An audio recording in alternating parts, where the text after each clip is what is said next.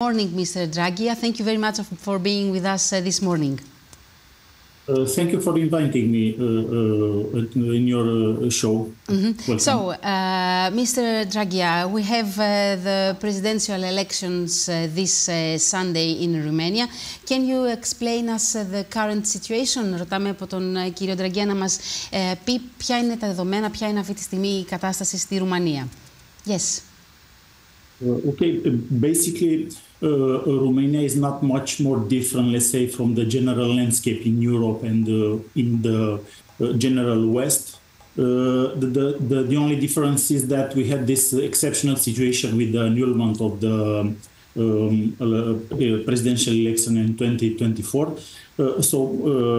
To explain the current situation, basically we have a split in the political landscape in Romania between let's say,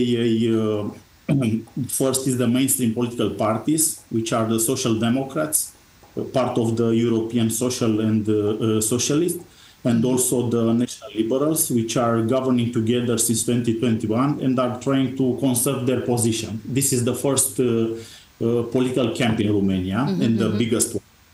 The second camp is made up by those who are nationalists, the so-called sovereignists.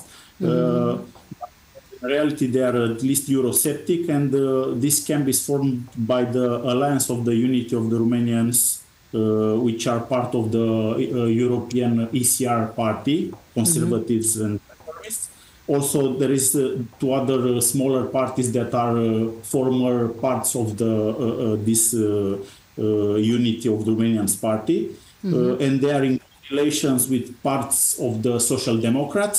So this second camp is roughly electorally the same size of the government's camp. And the third part of the political landscape is made up of the so-called, let's say, reformists. And the main party here is the Save Romanian Union, which is a member of the Renew Europe party. And this camp discreetly, let's say, is in some kind of approachment with parts of the liberals, which are in the government, but they are not actually saying that publicly. And this is the political landscape, let's say. And from this, we can continue the debate. Okay. Just to make the translation for what you have already said, Mr. NdraGIA. Λοιπόν, ο κύριος NdraGIA μας έκανε μια παρουσίαση του τι ακριβώς ποιο είναι το πολιτικό φάσμα αυτή τη στιγμή στη Ρουμανία. Αρχικά ξεκινάμε από το ότι οι εκλογές στη Ρουμανία μπαίνουν στο ίδιο πολιτικό σκηνικό με όλη την υπόλοιπη Ευρώπη. Σε αυτήν την φάση την πολιτική κατάσταση της Ρουμανίας. Ωστόσο υπάρχει το ιδιαίτερο με τις προεδρικές εκλογές του 2024 και θα το δούμε αυτό, όπου έχει καταγραφεί και μια σχετική διάσπαση στην πολιτική κατάσταση. Λοιπόν, υπάρχουν τα βασικά κόμματα, τα mainstream κόμματα όπως συνηθίζουμε να τα λέμε, και σε αυτά ανήκουν οι σοσιαλδημοκράτες που είναι και μέλος στην ευρωομάδα την αντίστοιχη των σοσιαλδημοκρατών, όπως επίσης και η κατά κάποιο τρόπο λίγο πιο φιλελεύθεροι σε αυτή την κατηγορία, οι οποίοι κυβέρνησαν μαζί και από το 2021 και θέλουν να διατηρήσουν την θέση τους. Κατά δεύτερο ρόλο υπάρχουν οι εθνικιστές, οι οποίοι μπαίνουν και στο ευρωσκεπτικιστικό στρατόπεδο, έτσι όπως έχει διαμορφωθεί και μέσα στην Ευρωπαϊκή Ένωση, και είναι κομμάτι και του ECR, δηλαδή του κόμματος των πιο συντηρητικών πολιτικών αρχών, και βεβαίως κάποιοι υπάρχουν σε αυτήν τη δεύτερη ομάδα, οι οποίοι είναι και λίγο πιο κοντά και στους σοσιαλδημοκράτες, και υπάρχουν και βεβαίως και οι μεταρρυθμιστές, οι λεγόμενοι μεταρρυθμιστές, οι οποίοι είναι στο κόμμα να σώσει τη σωτηρία της Ρουμανίας, ανήκουν στο Renew, το Ευρωπαϊκό Κόμμα Renew, και βεβαίως και αυτοί έρχονται πιο κοντά στους φιλελεύθερους. Okay, yes, Mr. Draggia. So we have those three main parties, big parties. So what's next? Τι είναι το επόμενο, η επόμενη κατηγορία, ρωτάμε τον κύριο Draggia. Yes. Well, I have to say a little bit about the situation back in the 2024 with the new election, which basically the elections were annulled because the Romanian Constitutional Court, which must defend the Romanian social contract, let's say, which was established in 1991, and by its attribute of upholding the constitution, basically they considered that the result of the first round of the presidential elections in the 2024 was severely altered. So that's because one of the candidates, this is Mr. Călin Georgescu, who now was banned for running. So basically this candidate, the Constitutional Court considered that broke the electoral laws by declaring zero election expenses, when in fact he benefited from millions of euros in this process, electoral process. So the suspicion, which is now under investigation, further investigation, was that all this money went to a sophisticated social media campaign that boosted his appeal. Basically, he went to number 9 worldwide in just 1 or 2 weeks on TikTok, and all this campaign was financed and coordinated in part by foreign actors. Basically, everybody thinks about the Russian Federation. So this split the country in two, with the nationalist camp condemning this decision by the Constitutional Court and supporting Georgescu, and all the others, the other camps, the government camp and the reformist camp, supported the decision of the Constitutional Court. So basically now the country is, from this perspective, is split in two directions. The one who supports Mr. Georgescu and the other one that don't support it, and the campaign that we have now for Sunday is centered around this conflict. Λοιπόν, μας λέει ο κύριος Ντραγκία το τι ακριβώς συνέβη το 2024, εκεί όπου είχαμε προεδρικές εκλογές στο τέλος του προηγούμενου χρόνου, οι οποίες όμως ακυρώθηκαν με απόφαση του Συνταγματικού Δικαστηρίου, το οποίο Συνταγματικό Δικαστήριο τι πρέπει να τηρήσει το κοινωνικό συμβόλαιο, έτσι όπως αυτό έχει υπογραφτεί από το 1991.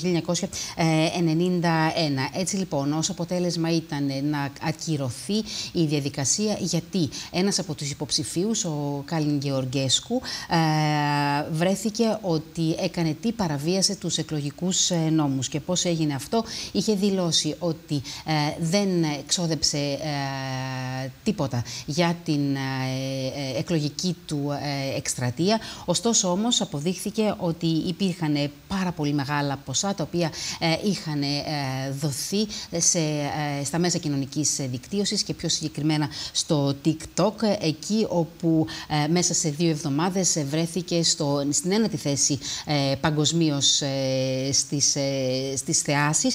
Και αυτό λοιπόν έγινε με χρήματα τα οποία δόθηκαν από εξωτερικές δυνάμεις και κυρίως δόθηκαν από τη Ρωσία. Αυτή λοιπόν η ακύρωση της προηγούμενης διαδικασίας των προεδρικών εκλογών σημαίνει ότι έχει χωρίσει ουσιαστικά τη Ρουμανία σε 2 στρατόπεδα. Από τη μία πλευρά είναι οι εθνικιστές, οι οποίοι υποστηρίζουν τον Γεωργέσκου, και από την άλλη πλευρά είναι οι μεταρρυθμιστές, οι οποίοι στην ουσία αντιδρούν και στηρίζουν την απόφαση του Συνταγματικού Δικαστηρίου. So, in this situation, we have also a very big camp of undeciders. Is it true? Roughly the 40% of Romanian people do not know what to vote this Sunday. Is it true? Τον ρωτάμε ότι μέσα σε αυτό το κλίμα υπάρχει και ένα μεγάλο ποσοστό, γύρω στο 40% αναποφάσιστον. Ισχύει αυτό? Yes, Mr. Draggia. the big chunk of undecided people is one of the reasons why why it's difficult to make predictions for Sunday, for these elections.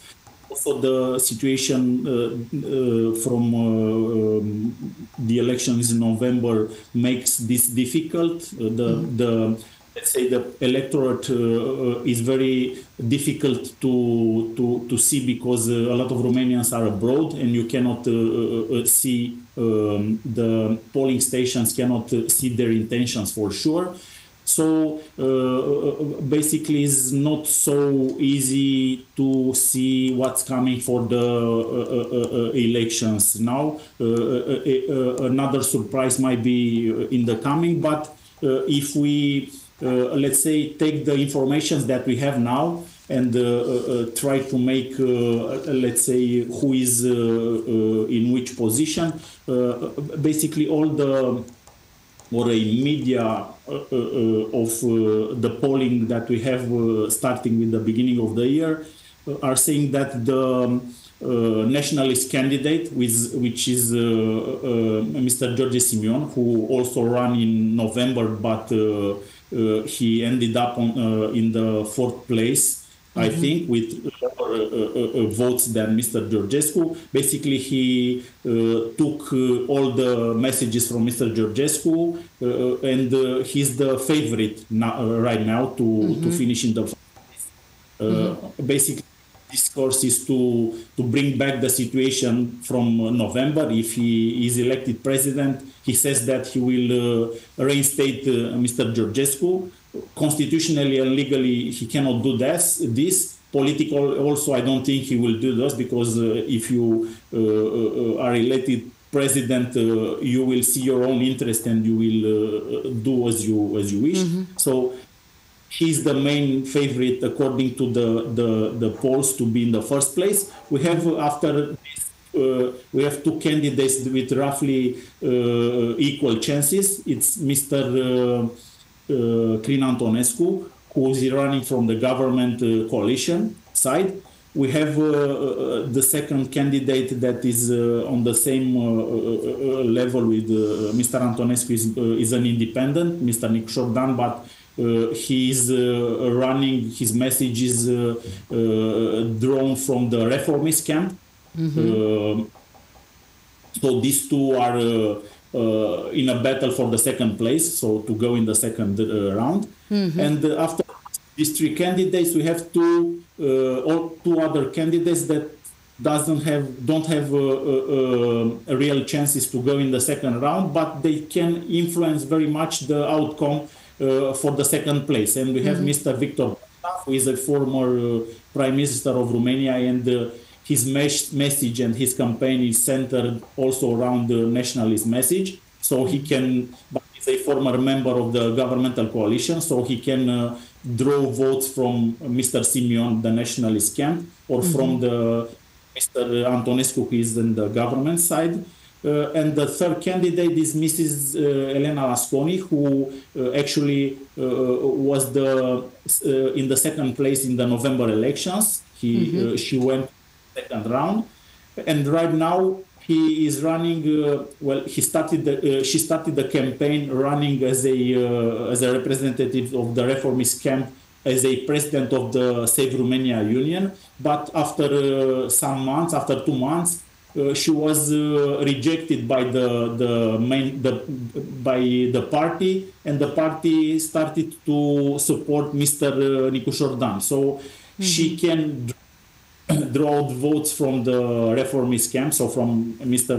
Dan, but also she has a rather populist message from some perspective, and she can also draw some votes from the other two camps, but mostly from the nationalist camp. So is very, let's say, messed up situation in which we cannot for sure make some predictions, some real predictions, especially in the having in mind the situation from November. It's very difficult to make, but this if you make a general review of the polls, you can have this top of Mr. Simion first, to Mr. Antonescu and Mr. Nicușor-Dan on the second tier, and the last two on the third tier for the votes. And we'll see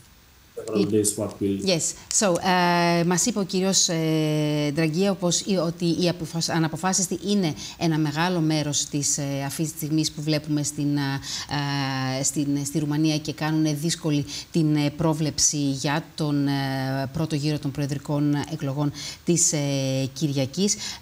Υπάρχουν βεβαίως και τα θέματα του Νοεμβρίου που αυξάνουν ακόμη περισσότερο αυτήν την αμφιβολία, αυτήν την αδυναμία της πρόβλεψης. Υπάρχει η ψήφος των Ρουμάνων που ζουν στο εξωτερικό. Άρα λοιπόν ακόμη ένας παράγοντας αβεβαιότητας για την κάλπη, γιατί δεν ξέρουν πώς θα ψηφίσουν οι αναλυτές, δεν μπορούν να το ξέρουν αυτό.